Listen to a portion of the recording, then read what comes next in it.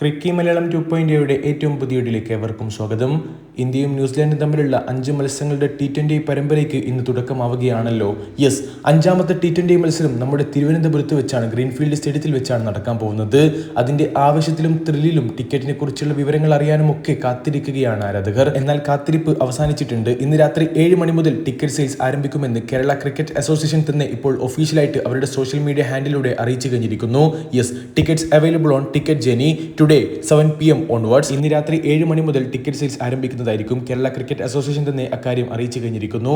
പൃഥ്വിരാജ് സുകുമാരനാണ് ticket sales inauguration നടത്തുന്നതും. So ആവേശക്കടലാവാൻ തിരുവനന്തപുരം ഒരുങ്ങിക്കഴിഞ്ഞിരിക്കുന്നു. ജനുവരി 31 ശനിയാഴ്ച രാത്രി 7 മണിക്കാണ് ഗ്രീൻഫീൽഡ് ഇന്റർനാഷണൽ സ്റ്റേഡിയത്തിൽ വെച്ച് ഈ ഒരു കളി നടക്കാൻ പോകുന്നതും. T20 വേൾഡ് കപ്പിന് തൊട്ട് മുമ്പ് നടക്കുന്ന അവസാന പരമ്പരയും അവസാന മത്സരവുമായതുകൊണ്ട് തന്നെ ഈ ഒരു 5ാം മത്സരം ഏറെ നിർണായകമാണ് ഇരു ടീമുകൾക്കും, അതായത് ഇന്ത്യക്കും ന്യൂസിലാൻഡിനും. കളി കാണാൻ ടിക്കറ്റ് എടുക്കുന്നവർ തീർച്ചയായിട്ടും ആദ്യം നോക്കുക എത്ര രൂപ ഏകദേശം ടിക്കറ്റിന് വരുമെന്നുള്ളതായിരിക്കും. അവർക്ക് വേണ്ടിയാണ് ഇനി സംസാരിക്കാൻ പോകുന്നത്. ഒരു ഒഫീഷ്യൽ കൺഫർമേഷൻ ഇതുവരെ വന്നിട്ടില്ലെങ്കിൽ കൂടി 800 രൂപ മുതൽ 10,000 രൂപ വരെ ആയിരിക്കും ടിക്കറ്റിന്റെ നിരക്കുകൾ വരിക എന്നാണ് പ്രതീക്ഷിക്കുന്നത്. ഒഫീഷ്യലായിട്ടുള്ള കാര്യങ്ങളൊക്കെ വരികയാണെങ്കിൽ നിങ്ങളുമായിട്ട് പരമാവധി എത്തിക്കാൻ വേണ്ടി ശ്രമിക്കുന്നതായിരിക്കും. ഏതായാലും സാധാരണ ഗാലറി ടിക്കറ്റുകൾ 800 രൂപ മുതൽ 1,500 രൂപ നിരക്കിലും, അതുപോലെ തന്നെ പവലിയൻ കോർപ്പറേറ്റ് ടിക്കറ്റുകൾ ഉയർന്ന നിരക്കിലുമായിരിക്കും വിൽക്കുന്നത്. ടിക്കറ്റുകൾ മിക്കവാറും ചൂടപ്പം പോലെ വിറ്റുതീരാൻ സാധ്യതയുണ്ട് എന്ന് കൂടി പലരും ചൂണ്ടിക്കാട്ടുന്നുണ്ട്.